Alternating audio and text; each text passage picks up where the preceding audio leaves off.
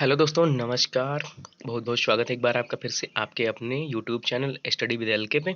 दोस्तों, आज हम यहाँ पे बात करेंगे हिंदी के महत्वपूर्ण प्रश्नों के बारे में, वो भी आपके हिंदी साहित्य से जो रिलेटेड प्रश्न हैं। हिंदी साहित्य एवं भाषा का इतिहास से संबंधित जो आपके कुछ प्रश्न हैं, जो आपके UP TET, C TET, D triple S B और जूनियर भर्ती में पूछे जाने की संभावना है, उनसे ही रिलेटेड प्रश्नों की बात करेंगे। तो चलिए आइए जान लेते हैं क्या कुछ है। तो दोस्तों, अगर अभी तक चैनल सब्सक्राइब नहीं किया तो चैनल को सब्सक्राइब कर लीजिए और बेल आइकन को प्रेस कर लीजिए। तो यहाँ पे हम बात करेंगे हिंदी की आदि जननी क्या है। हमारी जो हिंदी भाषा है उसकी आदि जननी क्या है। तो अब जब यहाँ पे बात करेंगे तो हिंदी की आदि जननी जो है वो संस्कृत है, और संस्कृत पाली प्राकृत भाषा से, मतलब पाली फिर प्राकृत से होती हुई अपभ्रंश तक पहुंची है, फिर अपभ्रंश से अवहट से गुजरती हुई प्राचीन प्रारंभिक हिंदी का रूप लेती। तो ये यहाँ पे इसका जो हिंदी का रूपांतरण है वो पहले संस्कृत में, पाली में था, फिर प्राकृत भाषा में हुआ, फिर अपभ्रंश भाषा में पहुंची, फिर अपभ्रंश से अवहट में पहुंची, और अवहट से फिर कहाँ पहुंची, हिंदी में। तो यानी कि हिंदी की आदि जननी क्या है, तो हिंदी की आदि जननी संस्कृत है। तो यहाँ पे आपका ऑप्शन बी सही हो जाएगा। अब हम बात करेंगे निम्नलिखित में से कौन सा हिंदी साहित्य का विभाजन नहीं है। अब इसमें कहा गया है कि निम्नलिखित में से कौन सा हिंदी साहित्य का विभाजन नहीं है। तो चलिए हम यहाँ पे बात देख लेते हैं, डिस्क्रिप्शन में क्या दिया है। डिस्क्रिप्शन में दिया है कि सर जॉर्ज गियर्सन ने सर्वप्रथम हिंदी साहित्य काल का विभाजन किया। अब यहाँ पे एक क्वेश्चन और आपको मिल जा रहा है कि हिंदी साहित्य का विभाजन सर्वप्रथम किसने किया, तो सर जॉर्ज गियर्सन ने सर्वप्रथम किया था। उन्होंने इसे 10 वर्गों में बांटा। कितने वर्गों में बांटा, 10 वर्गों में बांटा। हिंदी साहित्य के काल विभाजन में विद्वानों में मतभेद हैं, क्योंकि अलग अलग हैं। हजार हजार जो आचार्य हजारी प्रसाद द्विवेदी का अलग, मतलब सबके अलग अलग हैं। सर्वमान्य रूप से इसे इस रूप में विभाजित किया जा सकता है: आदिकाल जिसे वीर गाथा काल कहते हैं, पूर्व मध्यकाल जिसे भक्ति काल कहते हैं, उत्तर मध्यकाल जिसे रीति काल कहते हैं, तथा आधुनिक काल जिसे गद्य काल कहते हैं। संयुक्त काल नाम से कोई विभाजन नहीं है। तो इसका ऑप्शन क्या सही है आपका, संयुक्त काल। वीडियो अच्छा लग रहा हो तो प्लीज वीडियो को लाइक जरूर कर दीजिएगा। अब हम यहाँ पे बात करेंगे सूरदास के गुरु कौन थे। तो सूरदास के गुरु के बारे में जब बात करेंगे तो सूरदास के गुरु जो थे वो वल्लभाचार्य थे, यानी कि ऑप्शन आपका कौन सा ही है, वल्लभाचार्य ने पुष्टि मार्ग की स्थापना की। किसकी, पुष्टि मार्ग की। इन्होंने पुष्टि मार्ग की स्थापना की। तथा इनकी प्रमुख रचनाएं जो थी वो पूर्व मीमांसा, भाष्य, गायत्री भाष्य, पत्रावलंबन, पुरुषोत्तम शास्त्रम आदि इनकी रचनाएं थी।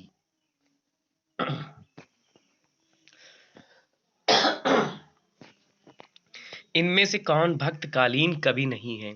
तो पूछा गया है कि इसमें 4 कवि दिए गए हैं: बिहारी, सूरदास, कबीरदास और तुलसीदास। तो पूछ रहा है कि इसमें कौन भक्तकालीन कवि नहीं है। तो यहाँ पे देख लेते हैं कि बिहारी जो है रीतिकालीन के कवि हैं, जबकि शेष भक्तकाल के कवि हैं। यानी तो कौन से, आपका ऑप्शन बिहारी सही है।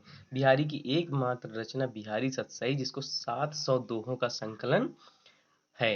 इनके दोहों में श्रृंगार रस की प्रधानता है, जो गागर में सागर भरते हैं।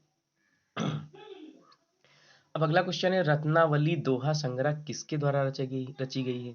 तो ऑप्शन ए है रत्नावली, तुलसीदास, बिहारी, रामानंद। अब देखिए यहाँ पे थोड़ा सा कंफ्यूजन है।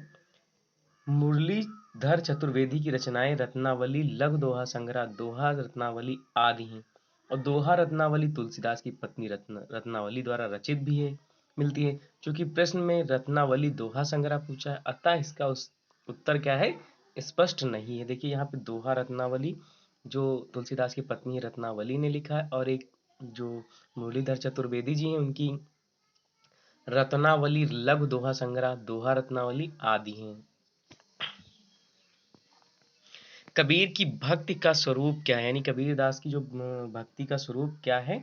तो यहाँ पे ऑप्शन है सगुण, सूफी मतवादी, वैष्णव मतवादी या निर्गुण। तो कबीर जो थे वो निर्गुण काव्यधारा के प्रबल समर्थक थे। तो कौन सा ऑप्शन सही है आपका, डी, निर्गुण।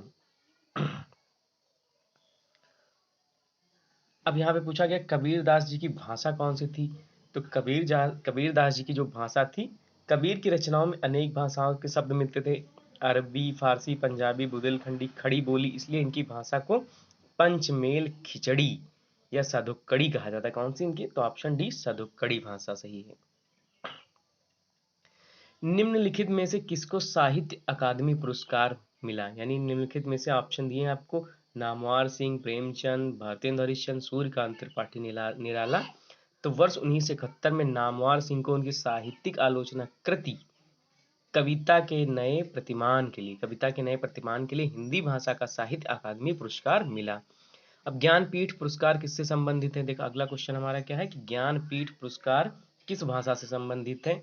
तो ज्ञानपीठ जो पुरस्कार संबंधित है वो हिंदी से संबंधित है, संस्कृत से संबंधित है, तमिल से संबंधित है, या संविधान की 8वीं अनुसूची की सभी भाषाओं से संबंधित है?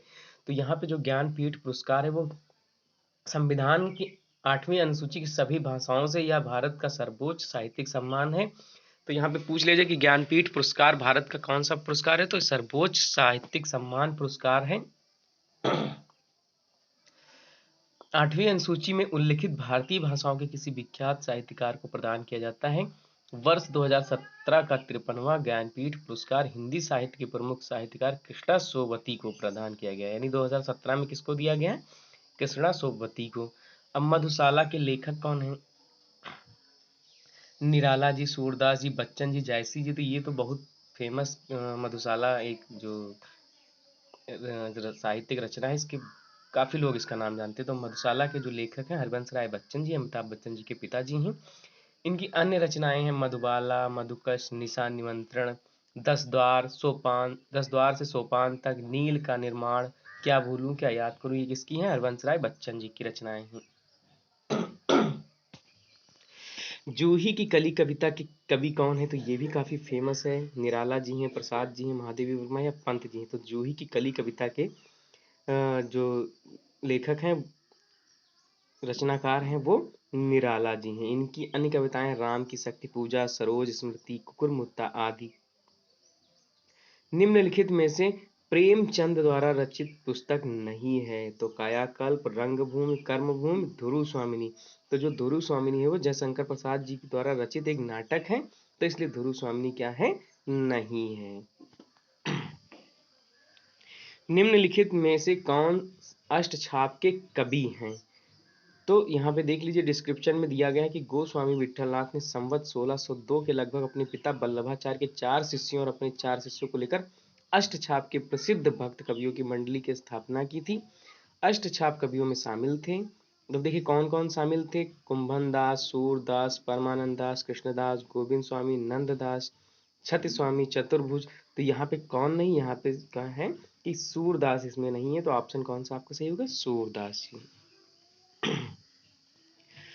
छंद शास्त्र आदि के प्रणेता थे। तो छंद शास्त्र आदि के प्रणेता कौन है भैया आपके? तो पिंगल ऋषि हैं। देखो छंद शास्त्र के आदि प्रणेता पिंगल नाम के ऋषि थे, अतः छंद को पिंगल के नाम से भी जाना जाता है। मात्रा या वर्ण को सूत्र में पिरोकर की गई वाक्य रचना को छंद कहते हैं। जैसे व्याकरण द्वारा गद्य का अनुशासन होता है, वैसे ही छंद द्वारा पद का अनुशासन होता है। सूरज का सातवां घोड़ा किसकी रचना है? तो सूरज का सातवां घोड़ा जो किसके? धर्मवीर भारती जी का उपन्यास है, बहुत ही फेमस है, जो 1952 में लिखा गया था। धर्मवीर भारती के अन्य उपन्यास हैं गुनाहों का देवता जो 1949 में, तथा 11 सपनों का देश 1960 में लिखा गया। तो दोस्तों वीडियो कैसा लग रहा है हमें कमेंट करके बताइए। मिलते हैं नेक्स्ट वीडियो में ऐसी ही नई जानकारी के साथ।